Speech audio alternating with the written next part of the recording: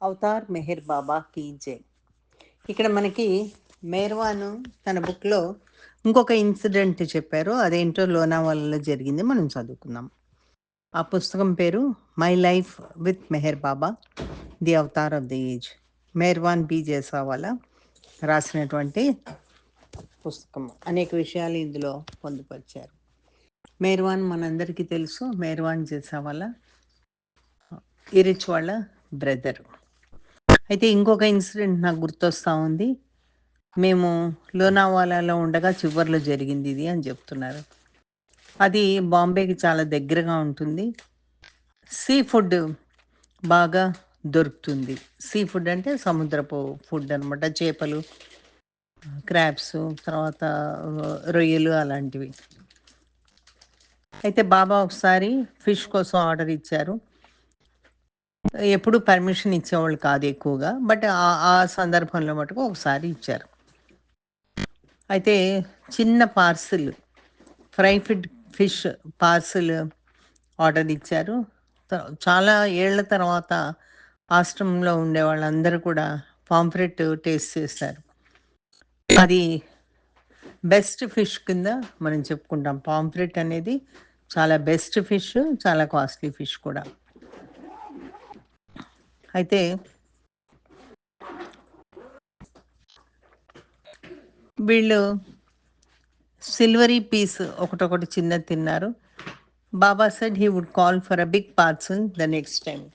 ఇప్పుడు కొద్దిగా తిన్నారు కదా, నెక్స్ట్ టైం నేను పెద్ద పార్సల్ చెప్తాను అన్నారు బాబా. కాక బాంబాలో ఉండేవాడు. కాకాకి ఏం చెప్పారంటే 2 పెద్ద పార్సల్ ఆ ఫ్రైడ్ పాంఫ్రెట్స్ తీసుకురమ్మన్నారు. ఈసారి పాంఫ్రెట్ అంటే ఫిష్ పేరు తీసుకురమ్మన్నారు. కాకా భార్య పార్సల్స్ తెచ్చాడు. తర్వాత అందరూ ఆశ్రమంలో దానికోసం ఎదురు చూస్తున్నారు. వాళ్ళ ఆశలు చాలా ఉన్నాయి. అది బాబా ప్రసాదం కింద అనుకున్నారు. అది ఇంకా ఆ విషయం మనము బాబా ప్రసాదం అని చెప్పక్కర్లేదు. అది అడిషనల్గా అంటే ఇంకొక బెనిఫిట్ వాళ్ళకి, ఇంకొక లాభం అన్నమాట. ఇంకా మెన్స్ సైడ్ ఇంకా దొరికినాయేమో మరి లేదో నాకు తెలీదు అని చెప్తున్నాడు. బాబా లంచ్ టైంలో వచ్చారంట. అందరినీ పిలిచారు. వీళ్ళందరూ లైన్లో ఎవరెవరు ప్లేట్లు పట్టుకుని వాళ్ళు ఉంచుతారు రెడీగా. మొత్తం పాంఫ్రెట్ ఒక్కొక్కళ్ళ ప్లేట్లో సర్వ్ చేశారు బాబా తన స్వహస్తాలతో. అందరు తినడం మొదలుపెట్టారు. బాబా అడిగారంటే, has everybody had the prasad, అందరికీ ప్రసాదం అందిందా అని బాబా అడిగారు.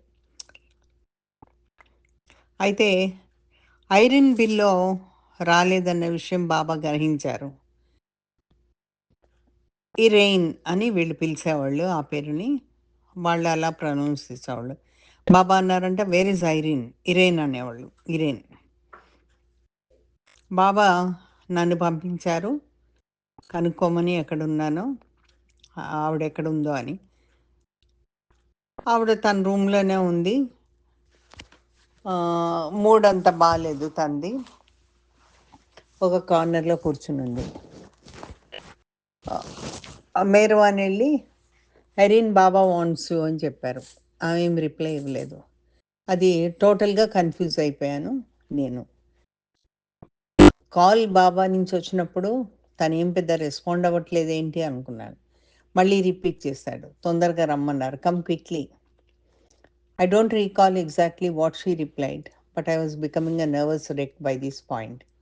నాకు ఆమె ఏమి ఎగ్జాక్ట్లీ నాకు తిరిగి జవాబు చెప్పిందో గుర్తులేదు, కానీ నేను అయ్యో బాబా పిలుస్తా రావట్లేదని నేను మటుకు నర్వస్గా ఫీల్ అయ్యాను అంటున్నారు. Because if Baba's call were not heeded quickly, it would invariably lead to a change in his mood.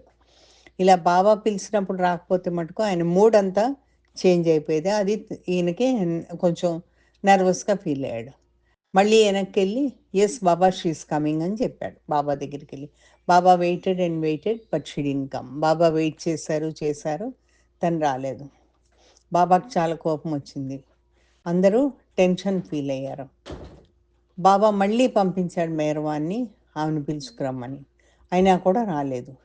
Finally ఇంకొకళ్ళని ఎవరినో పంపించారు బాబా తన్ని పిలవడానికి. కొంత ఆలస్యం తర్వాత ఐరీన్ వచ్చింది. సాఫ్ట్ ఫేస్, అంటే మొహం అంతా కూడా ఉబ్బి ఉంది, ప్లేట్ లేకుండా వచ్చింది. ఏదో అవుతా ఉంది, షో డౌన్ అని అనుకున్నాను. మేర్వాన్ బాబా ఇంకా ఎక్కువగా ఇరిటేషన్ వచ్చేసింది, బాబాకి చికాకు వచ్చేసింది. అడిగారు, అడిగితే ఐరిన్ దగ్గరికి రావడానికి ఇష్టపడలేదు బాబా దగ్గరికి. అయితే దగ్గరికి వచ్చినప్పుడు, కొంచెం దగ్గరికి వచ్చినప్పుడు బాబా అడిగారు, నీ ప్లేట్ ఏది అని. He then took a plate from somewhere, put the fish on it. ఒక ప్లేట్ పక్కన ఎక్కడో ఉంటే తీసుకొని దాని మీద ఫిష్ పెట్టారు బాబా, అది ఇచ్చారు. అయితే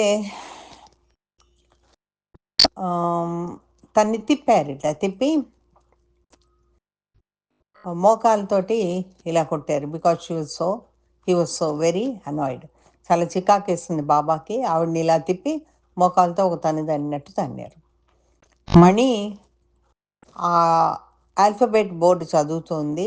బాబా అన్నారంట, how is it you have not responded to my call? ఏంటి నేను పిలుస్తే నువ్వు ఎందుకు కాల్కి రెస్పాండ్ అవ్వలేదు, ఎందుకు వెంటనే జవాబు చెప్పలేదు అన్నంట. I'm very pleased with you. I'm very displeased with you, sorry అన్న. నాకు చాలా అన్హ్యాపీగా ఉంది నువ్వంటే, నాకు చాలా బాధగా ఉంది. డిస్ప్లీజ్డ్ అంటే సంతోషం లేకపోవడం. He then pushed her away so hard that she almost fell over. ఒక తోపు తోసేటప్పటికి కింద పడినంత పని అయింది. మిగతా వాళ్ళందరూ కూడా షాక్లో ఉన్నారు. బాబాకున్న గుడ్ మూడ్ వెంటనే పోయింది.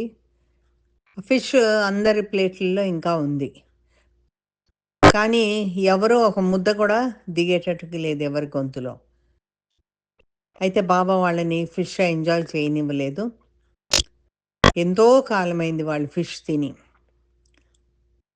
ఫిష్ ఆశ్రమంలో అలౌ చేసి కూడా ఎంతో కాలమైంది, అయినా కూడా తినలేదు. ఐరిన్ తన రూమ్లోకి వెళ్ళిపోయింది ఒక విధమైన మూడ్ బాగాలేదు. అక్కడ ఉండిపోయింది, ఏడుస్తూ ఉంది. ఈ లోపల నాజా రూమ్లో ఫిష్ తింటూ ఉందంట. అయితే తను బాబా ఉన్న రూమ్లోకి వచ్చింది. అయితే ఆ ఫిష్ అంతా చూసింది. పెద్ద ఫిష్, పెద్ద కుప్పలాగుంది, అది డిస్టర్బ్ చేయకుండా ఉంది. చాలా సాధారణంగా తేలికైన హృదయంతో బాబా దగ్గరికి వచ్చి అడిగిందంట, చిన్నపిల్లల్లాగా మాట్లాడుతూ. ఏం జరిగిందో తెలియకుండా, Baba may have another piece అని అడిగింది తను, Naja. Yes said Baba, come close. రా నువ్వు దగ్గరికి పిలిచి, బాబా ఒక ఫిష్ పీస్ తీసుకొని తన మొహానికి దాన్ని రుద్దారంట. అంటే బాబా కోపంలో ఉన్న సంగతి కూడా తనకు తెలియదు. బాబా ఏంటిది, ఏం చేస్తున్నావు అని అడిగిందంట. నాజా అన్నది ఏం చేస్తున్నావు బాబా అని కన్ఫ్యూజ్ అయింది నాజా. అందరు కూడా అట్లా ఆశ్చర్యపోతూ షేక్ అవుతూ అలా బాబాని చూస్తూ ఉన్నారు, అంటే వణికిపోయారు అనమాట. నాజా ఫేస్ ఆయిల్ తోటి అంతా కవర్ అయిపోయింది. మసాలా ఉన్నదంతా కూడా ఫిష్కి తనకు అంటుకుంది. ఏం జరుగుతుందో తనకి తెలియలేదు. బాబా చాలా కోపంగా అయితే ఉన్నారు. బాబా మొత్తము ఈ సంఘటన అంతా కూడా మామూలుగా అయిపోయేది ఆరిన్తో, ఈ ఐరీన్తో ఈ ఐరీన్ గొడవ మూలంగా ఇంత తతంగం జరిగింది. ఈవినింగ్ మిగతా సర్వెంట్స్ ఎవరైతే అక్కడ ఇద్దరు సర్వెంట్స్ ఉన్నారో, మెయిడ్ సర్వెంట్స్, వాళ్ళు ఫిష్ని తీసేసుకున్నారు. మిగిలిన ఫిష్ తీసుకుని అక్కడ ఆ కాంపౌండ్ వాళ్ళ అవతల పారేస్తారు. అది బాబా ఆర్డర్ ప్రకారం అది జరిగింది. సో అది మేము తిన్నటువంటి ఫీస్ట్. అది మా ఫీస్ట్ ఆఫ్ ఫిష్. మా ఫిష్ పండుగ అని చెప్తున్నాను. అయితే మాకు తెలీదు. అది ఎవరైతే ఫిష్ వండారో వాళ్ళు జింజర్ చాలా యేసుంటారు అందులో. అది మనం జింజర్ గార్లిక్ యేసి వండుతాం గదా! అలా జింజర్ యేసుంటారు. అది చెడిపోకుండా ఉండడానికి వేస్తారు. మనకి ఆ విషయం తెలిసిందే. సో, ఫిష్ పాడైపోయింది. అందరికీ కూడా అది ఫిష్ స్పాయిల్ అయిపోయింది ఫిష్. అందరూ గూడా డయేరియాతో బాధపడ్డారు తర్వాత. ఐరిన్‌కి ఇలాంటి మూడ్స్ ఉండడం మామూలే. అయితే ఆ తర్వాత అందరి మూడ్స్ కొద్దిగా అటు ఇటుగా మారినియి. అందరూ ఆవిడ ఆ మూడ్‌లోకి మారుతది. Everybody had those sorts of mood swings of elation and depression. ప్రతి వాళ్ళకి కూడా ఇలాంటి మూడ్ స్వింగ్స్ ఉంటాయి. తర్వాత డిప్రెషన్‌లో కూడా వెళ్ళిపోతారు. అలాంటివి ఉండడము సహజమే అక్కడ.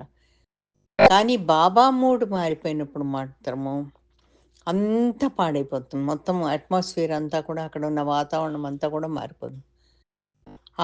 అక్కడున్న వాతావరణము టెన్షన్‌తో ఉన్నట్టుగా ఉండేది. ప్రతి వాళ్ళు ఫీల్ అయ్యేవాళ్ళు. ఏమని? నేను దానికి కొంతవరకు రెస్పాన్సిబుల్. నేను నా మూలంగా ఇది జరిగిందనే భావన అందరికీ వచ్చేది ఏదైనా జరిగితే. ఇది ఆహ్, అక్కడున్నటువంటి ఆ లోనావాలాలో జరిగినటువంటి చేప కథ. అది మెహర్‌వాన్ మనకి ఈ పుస్తకంలో వివరించి చెప్పారు. 'అవతార్ మెహర్'